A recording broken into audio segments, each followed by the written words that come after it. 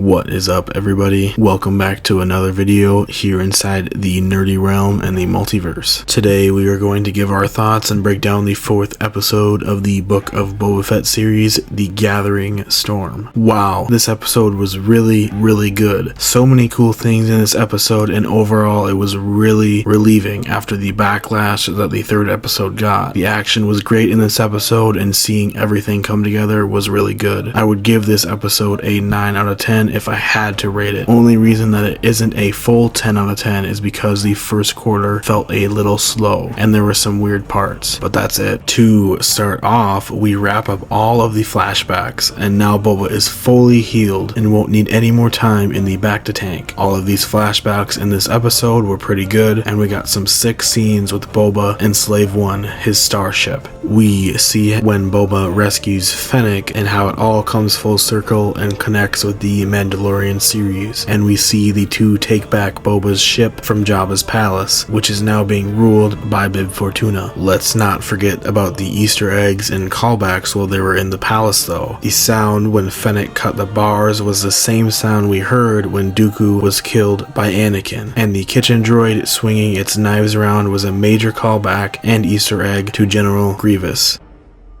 Hello there. General Kenobi.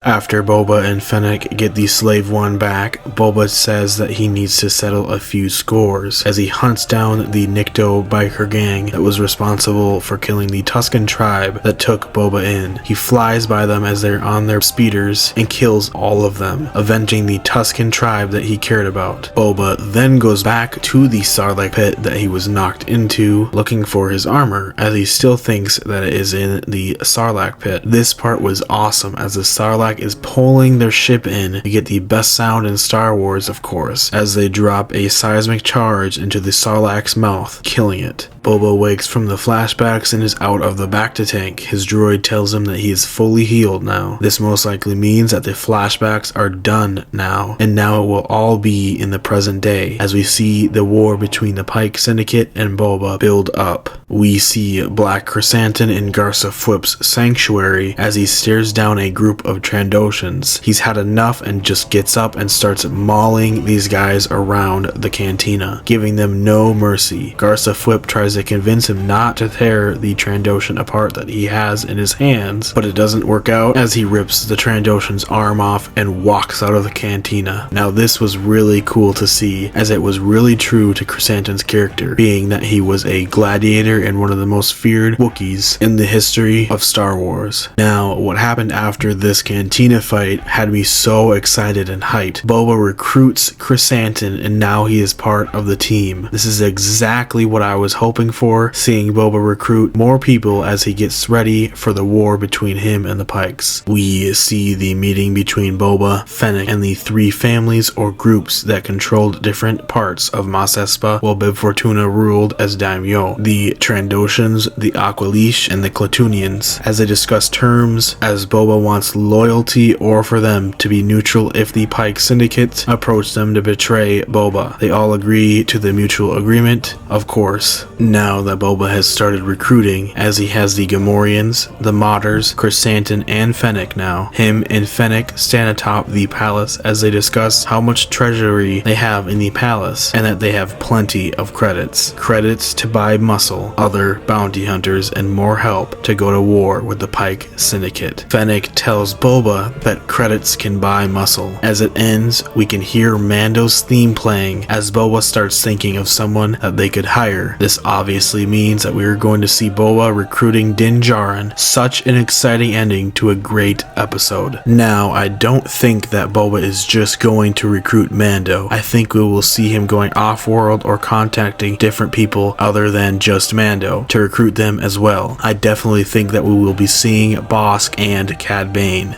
Cad Bane most likely being the muscle for the Pikes though. Could the Pikes possibly have Bossk as well? And this could possibly bring a Bossk versus Santon fight into live action, as we have seen this in novels too. Could we also see Boba recruiting people such as Dengar or Embo? I think this is all entirely possible, and we will have to wait until next week's episode. Now, I do believe that the Nikto biker gang were not the only ones responsible for the deaths of the Tuscan tribe. I believe that the Pike Syndicate either helped the gang, told the gang to do it, or did it themselves and framed the gang to get rid of competition and to get Boba off of their trail. I definitely see some really good and entertaining matchups coming up in the next few episodes, whether it's Bossk versus Santon, Boba versus Cad Bane, or maybe even Kira versus Fenik. Although Fenik would probably lose that fight, as Kira at this point would have been trained by Maul prior to his death. No matter what is to come for the next week's episode or the future episodes, I truly cannot wait for the next episode, especially after a cliffhanger such as that. Let us know what you thought about the episode and who you hope to see Boba recruit to his side down in the comments below. With all of that being said, if you want to help support the channel, feel free to check out our book of Boba Fett inspired clothing on our website, with Boba and Fenik sipping on some blue milk down in the description below. It is greatly appreciated. As always, thank you all for watching. If you are feeling extra nerdy today, remember to hit the like button and smash the subscribe button into the Rancor pit. We will see you all the next time that we go through and explore the nerdy multiverse.